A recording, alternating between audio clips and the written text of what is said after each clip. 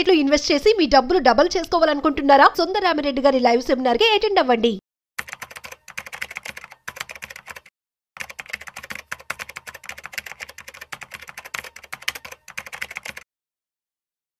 నమస్తే సుందరరామిరెడ్డి గారు. నమస్తే సార్. ఈ క్రాష్ అంటే అసలు ఆ పదం వింటేనే క్రాష్ అవ్వకముందే చాలా మంది భయపడతారు.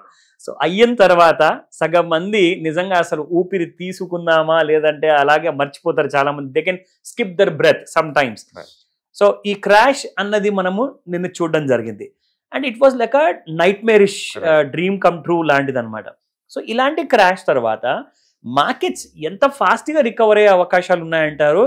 దానికి ఎలాంటి కైండ్ ఆఫ్ సూత్రాలు ఉండాలి అంటే పాజిటివిటీ వైపు వెళ్ళాలి అనుకుంటే? సో ఈ మార్కెట్స్ రికవరీ అవ్వాలి అంటే టైం పడుతుందంటారా లేదంటే ఫాస్ట్గా రికవర్ అయ్యే ఛాన్సెస్ ఏమైనా ఉన్నాయా? మనకి ఏదైనా సరే కొత్త ఈవెంట్ ఏదైనా వస్తుంది అనుకుంటే ఇలాంటి ఈవెంట్ హిస్టరీలో జరిగి ఉంటే కనుక ఆ తర్వాత ఏం జరిగింది మనం స్టడీ చేయడం ద్వారా మనకు అర్థమవుతుంది అనమాట. టెంప్టెడ్ ఇన్ని డేస్ లో మార్కెట్ రికవర్ అయ్యే ఛాన్స్ ఉంది హిస్టరీతో పోల్చుకుంటే. అందుకని మనం ప్రతి దానికి ఎవిడెన్స్ గా హిస్టరీకి వెళ్ళిపోతా ఉంటాం. అందుకని హిస్టరీ ఆల్వేస్ రిపీట్ అంటాం ఇక్కడ డౌ థియరీ ప్రకారం. అంటే కోవిడ్ క్రాష్ అయింది అనుకోండి, 2020లో క్రాష్ అయింది. అది మొత్తం టోటల్ ఫాల్ 31% పడింది అప్పుడు. ఓకే, టోటల్ ఫాల్ 31% మొత్తం. అది రీబౌండ్ అవడానికి 22 days కల్లా అది +26% రికవర్ అయింది, అంటే 1 monthకే. అండ్ 63 days కల్లా 40% రికవర్ అయింది. ఓకే. అండ్ 126 days కల్లా 46% రికవర్ అయింది. అండ్ 253 days కల్లా 74% రికవర్ అయింది. అంటే వెరీ క్వికెస్ట్ రికవరీ అనమాట హిస్టరీ మొత్తం మీద కోవిడ్ రికవరీ. అంటే ఆల్మోస్ట్ 250 days లో 74% రికవర్ అయింది. ఇంట్రెస్టింగ్, వెరీ ఫాస్ట్ రికవరీ అనమాట.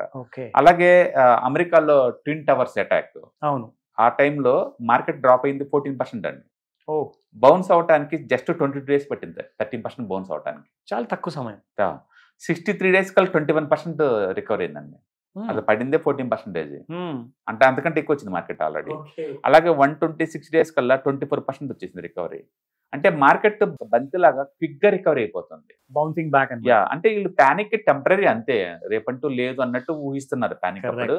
అది అయిపోయిన తర్వాత లైట్ తీసుకుంటున్నారు, మళ్ళీ పాత పద్ధతికి వెళ్ళిపోతున్నారు. ఓకే, అంటే ఆ ఒక్క క్రైసిస్ లో మీరు సర్వైవ్ అవ్వగలిగితే చాలు, మీకు automatic that will take care అన్నమాట. తర్వాత ఇరాన్ కువైట్ మీద ఇన్వెస్ట్మెంట్ చేసింది కదా, అటాక్ చేసినప్పుడు మార్కెట్ డ్రాప్ అయింది 13% అండి. ఓకే. అండ్ 63 days కల్లా +2% రికవర్ అయింది. అండ్ 253 days కల్లా 22% రికవర్ అయింది. 1 year కల్లా రికవర్ అయిపోయింది కంప్లీట్ గా. తర్వాత బ్లాక్ మండే అండి 1987లో. ఆ టైంలో మార్కెట్ డ్రాప్ అయింది 34% అండి.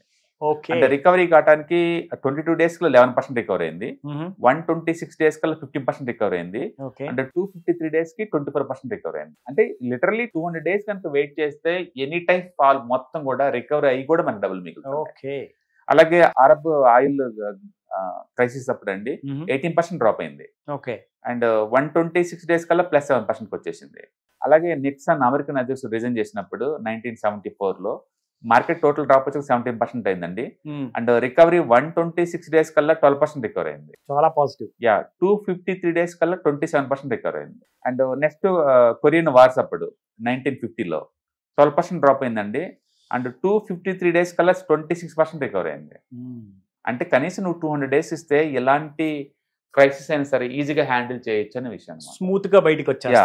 అంటే విత్ ఇన్ 1 month కి చాలా వరకు రికవర్ అవుతుంది, విత్ ఇన్ 1 month కి. అంత మాత్రం పేషెన్స్ ఉండాలి. ఈ అసెట్ కి మీకు నాలెడ్జ్ వల్లే దాన్ని హ్యాండిల్ చేయడం వస్తుంది. డెట్ ఫండ్స్ లో ఎప్పుడైనా ఎంటర్ అవ్వండి, ఎప్పుడైనా బయటకు వెళ్ళండి. ఈ లోయెస్ట్ హైయెస్ట్ ఈ వాలటిలిటీ ఉండదు. 100% క్యాపిటల్ గ్యారంటీ. అట్లీస్ట్ కమోడిటీలోకి ఎంటర్ అయ్యారు అనుకో, గోల్డ్ సిల్వర్ ఇలాంటివి, వాలటిలిటీ ఈ రేంజ్ లో ఉండదు. టైం కరెక్షన్ తప్ప ప్రైస్ కరెక్షన్ టూ మచ్ ఉండదు. బట్ ఈక్విటీ ఎగ్జామ్టెడ్ ఇట్లా కాదు, టూ మచ్ ఎమోషనల్ డిస్టర్బెన్స్ ఉంటుంది. అందుకని ఏదన్నా చిన్న న్యూస్ వచ్చినా సరే దన్మని అటాక్ అవుతుంది అది. అంటే ఇంటర్నేషనల్ గా, పొలిటికల్ గా, జియోగ్రఫికల్ గా, సెక్టార్ స్పెసిఫిక్ న్యూస్ అన్ని ఎఫెక్ట్ అవుతాయి. మనమేమో ఈ సేల్స్ పెరుగుతున్నాయి కాబట్టి వెంటనే ఇది పెరిగిద్దేమో అనుకుంటాం, పెరుగుదామని రెడీ లోపలనే ఏదో ఒక రూపంలో ప్యానిక్ వస్తుంటది. నిన్న అమెరికన్ వచ్చిన క్రాష్ కి ఇండియా వరల్డ్ వైడ్ క్రాష్. నిజంగా అన్ని మార్కెట్లు బ్యాడ్గా ఉన్నాయి అంటే బ్యాడ్గా ఉండవు, but still sentimental very strong గా ఉంది కాబట్టి అన్ని. ఈ రోజు మార్కెట్ రికవర్ అయింది, వరల్డ్ మొత్తం రికవర్ అయింది, మంది రికవర్ అయింది. చూడండి, అక్కడ ఫండమెంటల్స్ లేవు, ఓన్లీ ఎమోషన్స్ సెంటిమెంట్స్ ఉన్నాయి. ఎగ్జాక్ట్లీ. కాబట్టి ప్యానిక్ వచ్చినప్పుడు ఆ మూమెంట్ కొన్ని పాస్ చేసేలాగా ఉన్న వాళ్ళందరికీ కూడా ఈక్విటీ అసెట్ బాగా సూట్ అవుతాయి. ఓకే. ఆ టైంలో మనం రోజు చూడలేం పోర్ట్ఫోలియో ఎవ్రీడే. ఇంట్రెస్టింగ్ అండి, ఎందుకంటే మీరు చెప్పిన తర్వాత నాకు ఒక సామెత గుర్తుకొచ్చింది. In fact people move in terms of hertz అనమాట. ఒక హర్డ్స్ మెంటాలిటీ ఉంటుంది. గొర్రెలాగా ఎటువైపు ఒక గొర్రె వెళ్ళింది అనుకోండి, దాని వెనకాల అందరూ వెళ్ళిపోతూ ఉంటారు.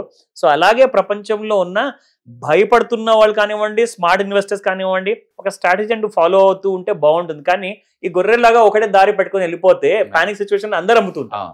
కానీ అక్కడ smart persons they don't sell. So మీరు అన్నట్టుగా ఇంత మంచిగా గ్రేట్ రికవరీ చూపించిన తర్వాత అసలు మార్కెట్లో ఫెయిత్ ఉండాలి, నమ్మకం ఉండాలి. ఆ మాట మాత్రం చాలా ఇంపార్టెంట్. సో ఈ విషయానికి వస్తే చాలా ఇంపార్టెంట్ పాయింట్ ఏంటంటే, ఫస్ట్ అండ్ ఫార్మోస్ట్ ఇంకా ఇలాంటి క్రైసిస్, ఇలాంటి వొలటిలిటీ ఇంకా పెరిగే అవకాశాలే ఉన్నాయి ఫ్యూచర్ లో, కానీ తగ్గే అవకాశాలు మాత్రం లేవు.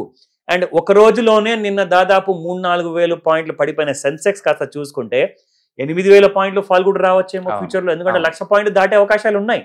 సో కాబట్టి ఫాల్ కూడా అంతే స్ట్రాంగ్ గా ఉండబోతుంది. సో దీని గురించి ఇంకా ఎక్కువగా గుండె నిబ్బరంతో, ఆ బలంతో, ఆ కైండ్ ఆఫ్ మెంటల్ స్ట్రెంత్ తో ఉండాలి అని చెప్తారు. సో దీనికి మీరు ఏం సజెస్ట్ చేస్తారు?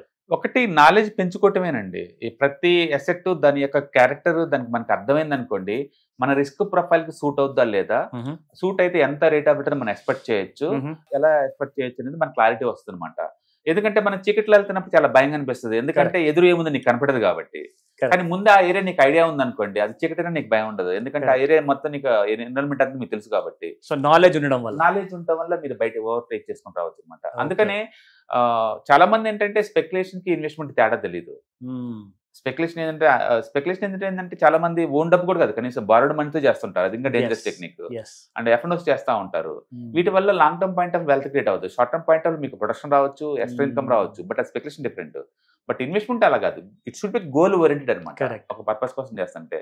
అంటే చాలా మంది స్టాక్ మార్కెట్ అంటే స్టాక్స్ అనుకుంటారండి, ఎందుకు మెటల్స్ ఉన్నాయి, డెట్ ఫండ్స్ ఉన్నాయి, and multi asset allocation funds ఉన్నాయి, రకరకాలుగా అప్రోచ్లు ఉన్నాయి. ఇక్కడ ఈక్విటీ పడ్డంత స్పీడ్ గా అవి పడవు కదా.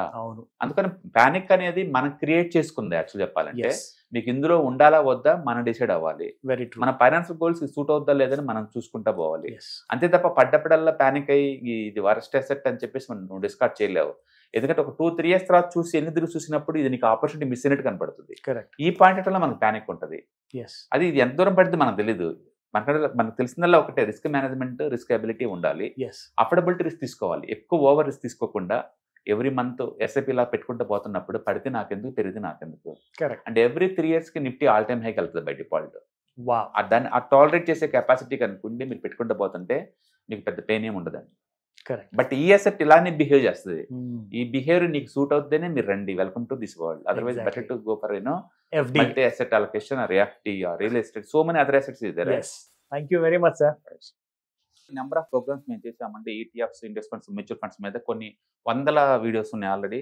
ఎవరైనా సరే ఒక స్ట్రక్చరల్ వేలో కనుక ఈటీఎఫ్స్, ఇండెక్స్ ఫండ్స్ మీరు నేర్చుకోవాలనుకుంటే, అండ్ ఎవరైనా కొంచెం మనీ ఉండి అండ్ ప్రొఫెషనల్ వేలో మీరు దాన్ని మేనేజ్ చేసుకుందాం అనుకుంటే కనుక మనం ఎవ్రీ మంత్ కూడా అండ్ ఆన్లైన్లో అండ్ ఆఫ్లైన్లో కూడా ETFs, index funds and mutual funds మీద ఆన్లైన్ వెబినార్స్ లేదా క్లాస్ రూమ్ ట్రైనింగ్లో కూడా ప్రోగ్రామ్స్ కండక్ట్ చేస్తున్నారు. అండ్ ఈ month next coming Sunday and అమీర్పేటలో ఆర్సీపీ టెక్నాలజీలో కూడా ETFs, index funds, mutual fund మీద క్లాస్ రూమ్ ఎన్విరాన్మెంట్లో మీకు ట్రైనింగ్ ఇవ్వబడుతుంది. ఎవరైనా ఇంట్రెస్ట్ పార్టిసిపెంట్స్ అనుకుంటే మీరు కింద స్క్రోల్ అవుతున్న నెంబర్ పైన కాల్ చేసి మీరు సీట్ని బుక్ చేసుకోండి.